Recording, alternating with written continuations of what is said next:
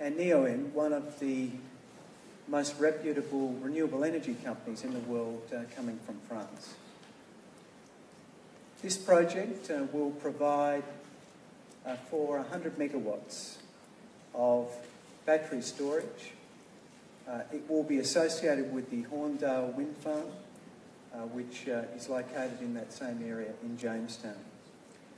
What it will do is completely transform the way in which renewable energy is stored and also stabilise the South Australian network, as well as putting downward pressure on prices. This has been an extraordinary collaboration on an international basis, and I want to thank all of those who have participated in bringing us to this day. It's been an incredible journey. On the 9th of February, we had an unnecessary load shedding event. Coming on top of the blackout that occurred back in September, South Australians were shocked and I think had completely lost confidence in the national electricity market. What they were demanding of their elected representatives is they stand up and take control. So the next day we did just that. We stood up and said that we would produce an energy plan that takes charge of South Australia's energy future. That energy plan was developed over the 6-week period up until the 14th of March. And one of the central elements of the plan that we developed was the nation's largest battery. Today, what we're revealing is the world's largest lithium-ion battery, a grid-scale battery that will provide stabilisation services to the grid, have the capacity to make a very serious dent in the $48 million worth of SCAS services which are purchased from the Australian energy market, putting downward pressure on prices here. Also, opening up new possibilities for renewable energy in this state, in this nation, and around the world to be dispatchable. Renewable energy providing firm, essentially baseload capacity for people and industrial users to power their businesses. So it starts here in South Australia. We had about 91 bidders, international bidders, to this process. Of course, that was assisted by a little bit of Twitter exchange in the few days before we released our plan between Elon Musk and also Mike Cannon-Brookes. And those 91 bidders were carefully assessed, and I want to thank all of them for the way in which they participated in the process. We did come to a view that there was a superior bid, and it is this partnership between Neoen and Tesla, and we're thrilled to be able to announce today that that is the winning consortium that is going to put this project together. I want to also thank the teams that worked on this. In particular, I want to thank the team in South Australia led by Tom Koutsantonis, our Minister for Energy, the team he assembled in his agency led by Sam Crafter, and really an extraordinary group of South Australians who worked incredibly hard to make sure that this incredibly important timeline, that is the 1st of December, the beginning of summer, was going to have the delivery of this battery. One of the offers that was made very early on in the process by Tesla was that from the signing of the grid connection agreement, they would deliver this battery within 100 days or it is free. It's an extraordinary offer, and it's one which is now being committed to and is part of the contractual arrangements. And that's a fantastic degree of security that South Australians have, that we will have this in place by the beginning of summer. I want to also thank the people who have negotiated with us, both Neoen and Tesla. It has been an incredibly tight timeline to complete what are incredibly complex negotiations.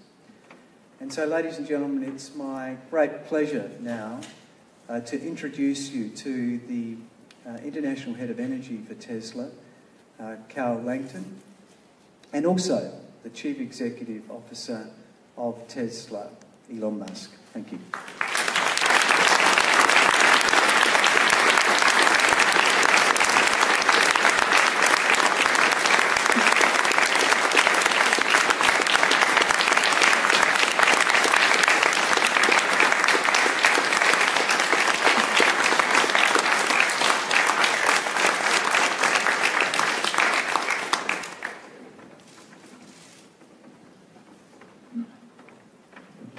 So we're here to answer your questions and on the topic of the battery.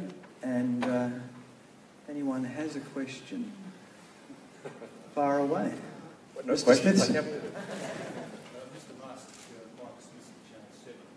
Do you see any risk in this at all? Your reputation, global reputation, is the risk here.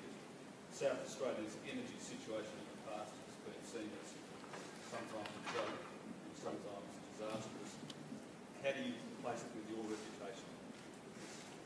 Well, we thought about this, and there is certainly some risk, because this is going to be the largest battery installation in the world by a significant margin.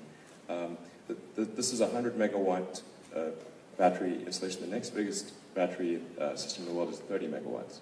So we're talking about something that is, well, 3 times as powerful as the next biggest battery installation in the world. And we actually insisted in writing, in doing the contract that we be held to the 100 days where it's free. That's what we said publicly. That's what we're going to do. I'd also like to thank Mike Cannon-Brooks for talking smack with me on Twitter and kind of getting that. I think he deserves some credit there as well. Sure. How much will it cost you if you don't live up to that commitment? If you go 101, 102 days, what's it going to cost you? A very large sum of money. I don't know, probably $50 million or more. I don't know, a lot. One of your other projects in California was worth about $5 billion. I read. Couldn't this be? I don't think not $5 billion. No. Not $5 billion. that was the 80 megawatt hours plant. How much is this? No, I think there's a few digits missing there. How much is this going to cost in total? I'm not sure if I'm not sure if that is something that we can discuss, but it was. Is that public knowledge or not? It is not. No. It is not. Okay. So we can't say the exact number, but we'll certainly leave that up to South Australia if they want to disclose it. But it's there are just 3 parties: Neoen, Tesla, and South Australia. We would not speak for them unless they agree as well. But this is significantly bigger than the project in California, which was when we brought that online in December of last year. That was the biggest battery in the world. But that system is approximately 20 megawatts in power, and this is 100 megawatts. So it's a massively different thing. In fact, I really think that the most salient point here is that this system will be three times more powerful than any system on Earth. This is not like it's sort of a short, like a minor foray into the frontier. This is like, going 3 times further than anyone's gone before. What's Maybe, the technical challenges? If I may add something. Yeah. So beyond focusing on the costs, the interesting about this plant is actually going to lower costs for consumers in South That's Australia. very important point. So, as opposed to being something that costs taxpayer money or is the largesse of the public, is actually going to provide price stability, market stability, and lower prices overall for customers, especially at the summer peak months. Just on that point, what's the technical challenges? I mean, it's just the normal technical challenges that come with scale. So when you make something 3 times bigger, does it still work as well? We think it will, but there's certainly some risk in that. We're confident in our modeling techniques and in the design of the system. But whenever you make something 3 times bigger than anything that's come before, there's always some risk. Mr. Musk, can I just ask up the back here? Okay, sorry, it's hard to tell. Sorry, just over here. What will the battery be used for? Will it be used for arbitrage or simply stability services? And when you say 100 days or it's free, who is it free for? Neoen or the South Australian taxpayers, or both? Well, I think it's primarily the free would be for South Australian taxpayers. So yeah, and it has the grid stabilization is a huge factor. As Cal was saying, because it's able to stabilize the grid and buffer power, you can essentially charge up the battery packs when you have excess power, and where the cost of power production is very low, and then discharge it when the cost of power production is high. And this effectively lowers the average cost per kilowatt hour to the end customer. It's a fundamental efficiency improvement for the grid. And it's really quite necessary and quite obvious when sort of considering a renewable energy future. When you have wind or solar, it's obviously not windy all the time, and it's clearly not sunny 24 hours a day. So you have to buffer the power and store the power during the middle of the day in order to discharge it at dawn, dusk, and night. It's really not complicated in that sense. It's really quite straightforward. And then for wind energy to store it when it's windy and discharge it when it's less windy. This is extremely important and fundamental. In a way, you can think of Earth like Earth is like a giant satellite, and the way that satellites are powered, including the big geostationary satellites, which we're quite familiar, we just launched one actually at SpaceX. Those will last for 20 years with no maintenance in orbit. Literally, no one can go to them, so they're designed to zero maintenance. And they're entirely powered by solar and battery. But there's no fundamental scaling limit. So just as you can power a big satellite purely with solar and a battery, you can power Earth purely with solar and a battery. Earth is a giant satellite. This was all triggered by Twitter. When did this become more than a thought bubble or a game for you? When did you become really involved in the process? Well, it's certainly never a game, but I was made aware of it by the Tesla team that there was really this opportunity to make a significant statement about renewable energy to the world, to show that you can really do a heavy-duty, large-scale, utility-level battery system, and that South Australia was up for the challenge. And then the team asked me, like, are we willing to take a big risk on this? And I said, absolutely. If South Australia is willing to take a big risk, then so are we. Mr. Musk, John Grimes, Australian Solar Council. Some people in Australia want to build new coal-fired power stations. How does that compare economically with building new renewable energy power stations instead? Yeah, the fundamental challenge with coal power stations is that they're quite difficult to get financed. Because the writing's on the wall for the long-term future of coal, which is that coal does not have a long-term future. And so when one looks at the establishment of a new coal power plant or doing a major upgrade of an existing coal power plant, when going to investors to get financing for that, investors know that coal does not have a long-term future, so the capital cost is incredibly high because they want to charge a very high interest rate because they're not expecting it to last 30 years, which is normally the length of time that they would want to amortize the value of the power plant. So effectively, coal becomes very expensive because people aren't willing to invest in something that doesn't have a great future. Mr. Musk, Stacey Lee from Sky News, up the back here. Okay. That's where the speakers are coming from. This will be built in Jamestown. What does that mean for the community there? How many jobs do you expect this to create up there? Well, I think this is...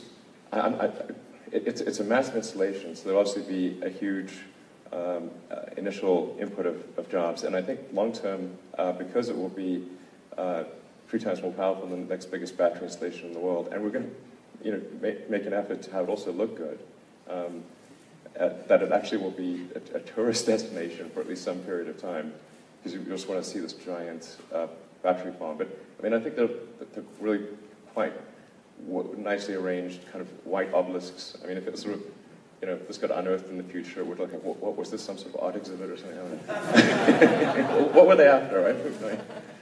Just distant future. So I think it'll have some value as a sort of a tourist spot for a while. And Kel, if you'd like to elaborate on that. Yeah, absolutely. Yeah, absolutely, especially for the construction phase. And I'll be honest, the operations and maintenance of the battery system are designed to be pretty self-sustaining, so it's not a significant amount of people who have to be there to upkeep the system for all the construction phase, which will last into December, notionally. We'll have tens or hundreds of jobs that are being created in Jamestown. There's a local contractor, CPP, that's won the contract to be part of doing it here. So it's a South Australian company, CPP, and they'll be doing that on-ground work. What's the useful life of the batteries, and will you cycle them through? Yeah, so the useful life of the battery, depending on how long, what energy level is considered to be the end of life of the battery, is sort of on the order of 15 years. But it does depend on how heavily the battery is used, what percentage of how deeply it's discharged, how aggressively power and energy, how aggressive power is added to the pack or removed from the pack. So but I figure it's sort of on the order of that. But the electronics can last to 20 to 30 years, and the cooling system, thermal control loop, can also last on that order. So over time, what you can do is you can add more power packs to supplement the decline in the energy capability of the older ones, and they will seamlessly blend into the system. So it's not as though everything is junked. And are they recyclable in Australia? They are certainly recyclable, and in fact, it makes sense to recycle lithium-ion battery packs because the material constituents are still quite valuable. The primary cost driver, in fact, in the cells tends to be nickel. So you can think of it as very nickel-rich ore. That's one way to think about it. But typically, the cells have about 10% of their value, even when they have no energy capability left. Considering Australia already has a high number of wind farms spread around the state, do you hope this will be a first step into maybe partnering with other organisations as time goes on, if it's a success? Yeah, I think this deal is actually going to be incredibly helpful within Australia and around the world as a proof point for being able to do large-scale utility battery applications. And certainly, I mean, there's obviously going to be a lot of people looking at it and saying, did they get it done in 100 days? Did it work? Are there any issues? Obviously, those are the right questions to ask. And so we're going to make sure that it does. Maybe if I can add something to that. We talked about it earlier, the shift away from coal. I mean, really we talk about, why would you even build a new coal plant or even a new gas plant? I mean, I specifically think that the cost, the consistently lowering cost of batteries coupled with renewables is going to fundamentally reshape the energy landscape much faster than anyone thinks it will. We're already seeing that on island grids. We have a project similar in scope to this, much smaller in size, on the island of Kauai, where they have too much sun. So now they're only building solar plants paired with batteries, which are essentially baseload generators. They charge it during the daytime, and they charge in the daytime from sun, and they discharge at night to provide baseload power. And so, I mean, I think in the very near future, all new renewable energy plants will have batteries coupled with them, just as par for the course, and it's going to totally reshape the fundament of the energy system. Yeah, it has to, of course. Just like I said, there's a sort of common sense that if you have solar, you must have battery, because otherwise your power is just going to be proportionate to how sunny it is. And yeah, so it's really obvious. Mr. Musk, have you actually visited the Jamestown site, or will you on this trip to SA? I actually just came right from the airport to here, but I will visit it before I leave, yes. And how long are you in town for? I'm not sure. I think at least until tomorrow. I'm not sure date. It's Friday, right? Are there any other questions? Yes. Mr. Musk, did you see this as a financial opportunity for yourself, or did you just see it that your felt sorry for South Australia. certainly don't feel sorry for South Australia. It's a great place. In fact, I'm pretty darn impressed with South Australia willing to do a project of this magnitude. That's beyond anything else in the world. Like I said, South Australia is doing something that's 3 times more powerful than anything else on Earth. So, that takes a lot of gumption. Obviously, huge respect for that. But I do see this as something that the world will look at as an example, and of being able to do large-scale battery applications for the grid that really take a large amount of load. And so I think it's going to be, it's really going to be an example to the rest of the world. But we need to deliver. We need to get done. We need to make sure it's working properly, and we want to do it in under 100 days. There have been a lot of critics federally about South Australia's energy policy. Do you implore other states and maybe the federal government to follow suit? Is this the way of the future? I think this is definitely the way of the future, and I think it's worth other states taking a close look at this and seeing if it's applicable to their needs, which I suspect in most cases it is. Okay, ladies and gentlemen, could you thank Elon and Cal and for being here.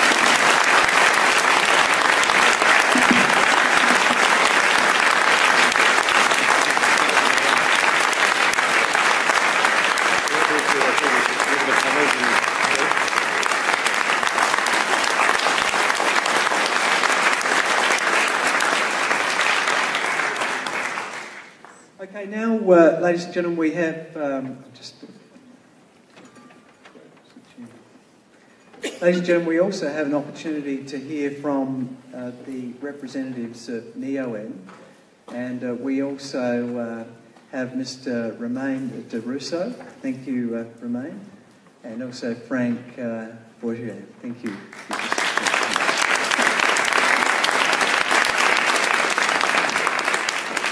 So we're also, of course, this NEON is a world-leading renewable energy company based in France, but now has a very large proportion of its international operations based here in Australia. It, of course, has the Hornsdale wind farm, which is over a 300 megawatt wind farm with a very large number of wind turbines, 99, is it? Correct. And so this is an opportunity for them not just to provide the services to South Australia, but also in the balance of the battery to also on-sell that particular service and participate in the market. So this represents another dimension, if you like, of what we've announced today, which is the future capacity for us to firm up an industrial user and introduce competition into the South Australian part of the market. And this is a critical issue for South Australia to be able to put downward pressure on prices, is to actually increase the number of contracts that exist within the South Australian electricity market. So these two gentlemen are also here, willing to answer your questions. Thank you. Gentlemen, at what stage did you first touch base with Tesla and that sort of partnership started? From the beginning, we've been looking at possible battery suppliers, and I have to say that Tesla was quickly identified as an outstanding partner with an ability not only to deliver such a large-scale product, but also, we strongly believe, to help us operate it and integrate it to the grid. The challenge is not only to build it, but it's going to be to have it working with the OMO and the grid to deliver. And we also understood quickly that there were strong commitments at the highest level of Tesla's organization. So.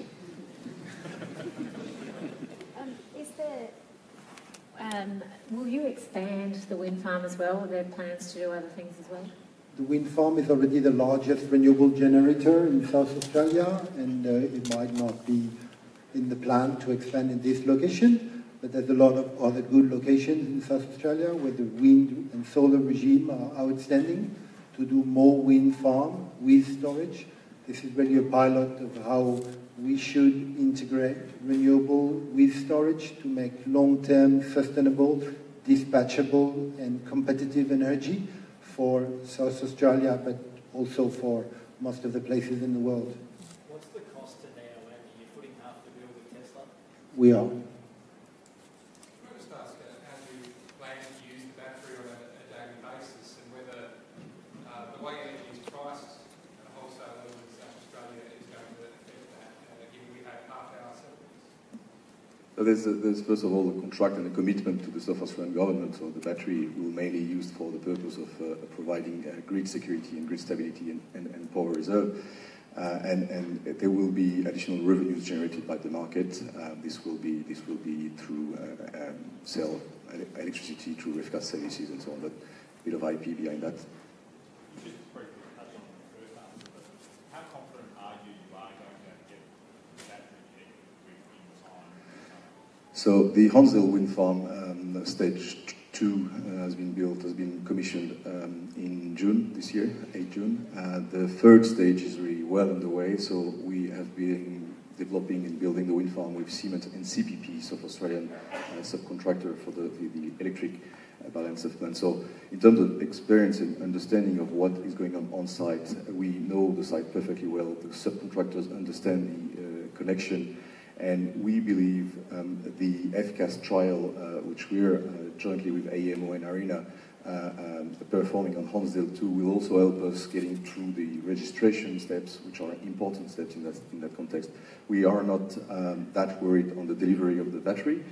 We are confident the connection will be performed adequately. You're waiting for AEMO sign-off before the 100-day period begins. Do you have any time frame of when that might occur? We will be working very hard with Audrey and the team at AEMO, to make it happen as quickly as possible. We have a very short time frame. Can you guarantee that power prices for consumers, for households and for businesses, will actually go down? I think guaranteeing would be an overstatement, but necessarily the fact that FCAS services being provided through competitive sources of renewable electricity would have an impact. Yes, guaranteeing, I'm not sure. The wind farm is selling electricity between half and 2/3 of the price of the average price of the market. So with the storage, we're going to be able to bring this cheap electricity, half of the average price, at the moment when the people need it, and not only when the wind blows, and that's really what we want to do. Can you just take us through the arrangement with the South Australian government about when the government has the right to attack the battery and how that arrangement will work? I think we have an arrangement where I think 70% of the battery is reserved for South Australian government purposes, notionally 30% for market-based activity. And there's a series of quite complex agreements about the way in which we gain access to that. So there's a clear understanding between us about the use of the battery for our purposes. And it's also important to note that this is a process which is deemed to evolve. We plan with the government and the regulator regular meetings to make sure that the battery is used as well as possible, and that we take good lessons and good understanding from this unique example in South Australia, and that we'll be able to replicate it in Australia and in other parts of the world. It is a word premiere, and it means we'll have to work on it to make it as efficient as possible. Have you got further investments in South Australia in the energy sector planned in the future as well? So NEOM is a global IPP, independent power producer, building renewable energy generators. We have been investing in Australia since 2012 more than 1 billion Australian dollars, and we're planning to invest approximately the same amount of money in the next 12 to 18 months. South Australia has benefited from the core of our investment through the Hornsdale Wind Farm and now through the Hornsdale Power Reserve. We have several other projects, including in South Australia, yes. Do you see much further room for growth here? Because along with this battery, there is also a new energy security target due to start in South Australia. I think we were limited in growing in South Australia without the battery. Now we're really going to start to be able to do real wind in South Australia. It's the beginning. The government's initiatives, the Energy Security Plan, is really a game changer in the world, and South Australia is going to be seen as of now as a leader in being able to solve the equation of intermittent electricity and grid stability. So NEOM is very proud to be part of the experimentation of the world premiere, and under your leadership, Premier, the world is going to have the eyes focused on the next 4 months.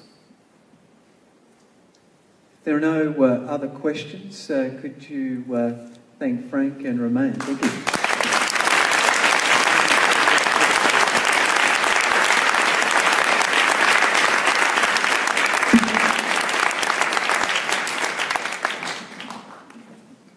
In the national electricity market. What they were demanding of their elected representatives is they stand up and take control. So the next day we did just that. We stood up and said that we would produce an energy plan that takes charge of South Australia's energy future. That energy plan was developed over the 6-week period up until the 14th of March. And one of the central elements of the plan that we developed was the nation's largest battery. Today, what we're revealing is the world's largest lithium-ion battery, a grid-scale battery that will provide stabilisation services to the grid, have the capacity to make a very serious dent in the $48 million worth of SCAS services which are purchased from the Australian energy market, putting downward pressure on prices here. Also, opening up new possibilities. There's been an incredibly tight timeline to complete what are incredibly complex negotiations. And so, ladies and gentlemen, it's my great pleasure now to introduce you to the International Head of Energy for Tesla, Carl Langton, and also the Chief Executive Officer of Tesla, Elon Musk. Thank you.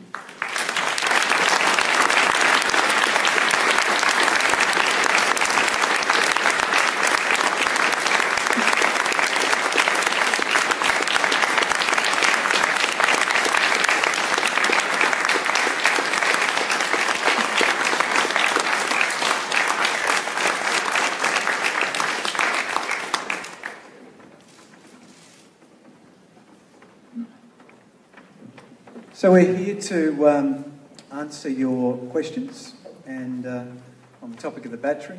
And anyone has a question, fire away. No Mr. questions. Smithson. Mr. Musk, Mike Smithson, Channel 7. For renewable energy in this state, in this nation, and around the world to be dispatchable. Renewable energy providing firm, essentially baseload capacity for people and industrial users to power their businesses. So it starts here in South Australia. We had about 91 bidders, international bidders, to this process. Of course, that was assisted by a little bit of Twitter exchange in the few days before we released our plan between Elon Musk and also Mike Cannon-Brookes. And those 91 bidders were carefully assessed, and I want to thank all of them for the way in which they participated in the process. We did come to a view that there was a superior bid, and it is this partnership between NEOM and Tesla, and we're thrilled to be able to announce today that that is the winning consortium that is going to put this project together. I want to also thank in the world, and NEOM, one of the most reputable renewable energy companies in the world, coming from France. This project will provide for 100 megawatts of battery storage. It will be associated with the Horndale wind farm, which is located in that same area in Jamestown.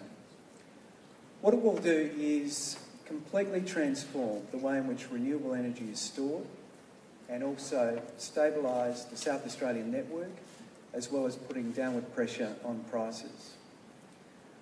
This has been an extraordinary collaboration on an international basis, and I want to thank all of those who have participated in bringing us to this day. It's been an incredible journey. On the 9th of February, we had an unnecessary load shedding event. Coming on top of the blackout that occurred back in September, South Australians were shocked and I think had completely lost confidence. The teams that worked on this, in particular, I want to thank the team in South Australia led by Tom Koutsantonis, our Minister for Energy, the team he assembled in his agency led by Sam Crafton, and really an extraordinary group of South Australians who worked incredibly hard to make sure that this incredibly important timeline, that is the 1st of December, the beginning of summer, was going to have the delivery of this battery. One of the offers that was made very early on in the process by Tesla was that from the signing of the grid connection agreement, they would deliver this battery within 100 days or it is free.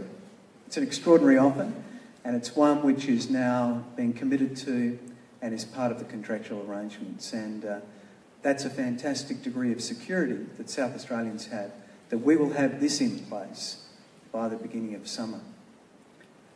I want to also thank the people who have negotiated with us, both Neoen and Tesla.